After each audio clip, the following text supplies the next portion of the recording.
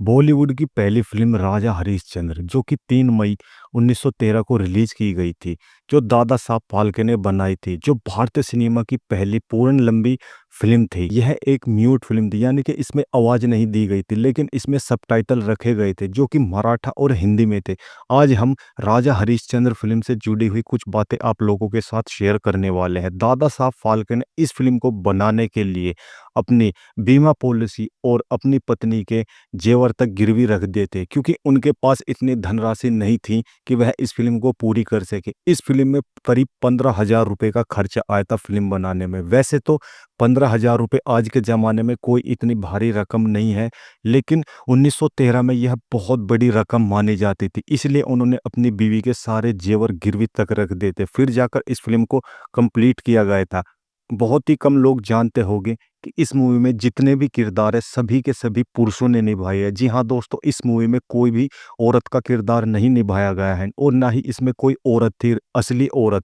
जितने भी मर्द थे वही इस फिल्म में औरत बने थे और वही इसमें मर्द बने थे, क्योंकि उस जमाने में औरतों का फिल्मों में जाना बहुत ही गलत माना जाता था, जिस कारण कोई भी औरत इस फिल्म में यानी कि कोई भी महिला इस किरदार को निभाने के लिए तैयार नहीं थी।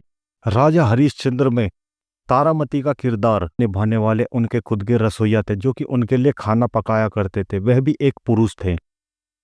फिल्म का प्रीमियम जो था वह मुंबई में रखा गया था और इसे और भी ज़्यादा आकर्षित बनाने के लिए वहाँ पर कुछ अंग्रेजी महिलाओं के हास्य नाटक भी दिखाए गए थे, जिससे लोग और भी ज़्यादा प्रेरित हो रहे थे। और जब यह फिल्म सिनेमा घरों में रिलीज की गई तो इसकी कीमत जो है 2 गुना और बढ़ा दी गई थी, फिर भी यह फिल्म जो है हाउसफुल चल रही थी। जिस समय राजा हरिश्चंद्र फिल्म की शूटिंग की गई थी, उस जमाने में लाइट की बहुत ही ज़्यादा समस्या हुआ करती थी, लाइट बहुत ही कम आया करती थी, इसलिए पूरी की पूरी फिल्म जो थी दिन में ही शूट की जाती थी। जब फिल्म पूरी तरीके से बनकर तैयार हो गई तो इसके प्रचार के लिए बॉम्बे के एक सबसे मशहूर अखबार में इसका विज्ञापन दिया गया, जिसका यूरोपियन लोगों ने काफ़ी तारीफ की थी। उन्हें यह काफ़ी पसंद आया था और फिल्म जो थी हाउसफुल जा रही थी और दर्शकों की मांग जो है दिन पे दिन बढ़ती जा रही थी। यह उस जमाने की पहली ऐसी फिल्म थी जो 2 हफ्तों से ज़्यादा एक थिएटर में चली थी। थिएटर की भी उस समय बहुत ही ज़्यादा कमी हुआ करती थी। राजा हरिश्चंद्र फिल्म का सिर्फ एक ही प्रिंट तैयार किया गया था, जिसे बार बार प्रदर्शन किया जाता था।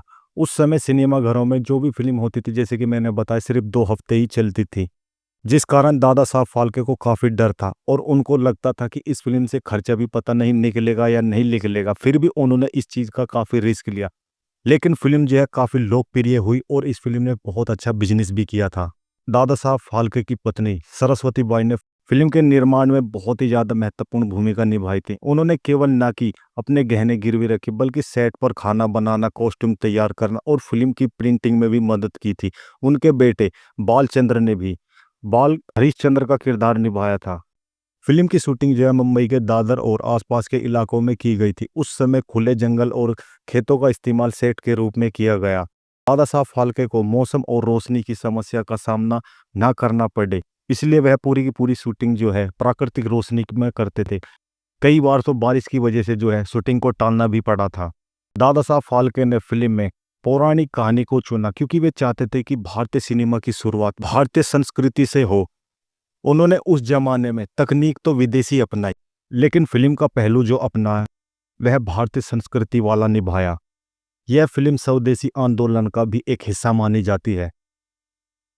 जिस वक्त इस फिल्म को रिलीज किया गया उस वक्त लोगों ने चलती फिरती तस्वीरें यानी कि फिल्म की तस्वीरें पहली बार देखी थी और बहुत से लोग तो इसे एक जादू मानते थे। वह कहते थे कि यह एक जादू है।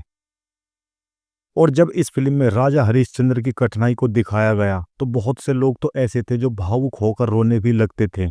जिस वक्त राजा हरिश्चंद्र फिल्म को बनाया गया उस वक्त इसकी लंबाई जो थी 40 मिनट रखी गई थी, लेकिन फिर बाद में इसकी जो लंबाई है उसे काट कर सिर्फ 20 मिनट रखी गई थी। जब यह फिल्म 40 मिनट की थी तो इसमें 4 रील्स थी, लेकिन फिर बाद में जैसे कि मैंने बताया 20 मिनट की बनाई गई थी तो इसमें लगभग 2 रील रह गई थी, लेकिन आज के समय में इसकी एक ही रील उपलब्ध है। दादा साहब ने फिल्म बनाने से पहले अपने घर पर प्रोजेक्ट लगाकर छोटे छोटे प्रोग्राम किए। उन्होंने अपने बेटे को कपड़े में लपेटकर स्क्रीन पर प्रोजेक्ट किया और परिवार के साथ टेस्ट स्क्रीनिंग की। इस दौरान उनकी आंख में चोट भी लग गई थी, लेकिन उन्होंने हार नहीं मानी और वह कंटिन्यू काम करते रहे। ये किस्से हमें ये दर्शाते हैं कि राजा हरिश्चंद्र केवल एक फिल्म नहीं बल्कि दादा साहब फाल्के का जुनून था, जिसने भारतीय सिनेमा को एक नया प्रतीक दिया था। उसने न केवल बॉलीवुड बल्कि पूरे भारतीय सिनेमा को एक नई दिशा दी थी। इससे हमें ये सीख भी मिलती है, अगर इंसान जो चाहे वो कर सकता है, लेकिन उसमें संघर्ष और मेहनत होनी चाहिए। इंसान जो चाहे वो कर सकता है। दादा साहब फाल्के से भी हमें यही सीखने को मिला। दोस्तों, आपको हमारा एक कैसा वीडियो लगा हमें कमेंट्स के रूप में ज़रूर बताएं। अगर वीडियो अच्छा लगे तो प्लीज़ एक लाइक, शेयर और चैनल को सब्सक्राइब ज़रूर करें।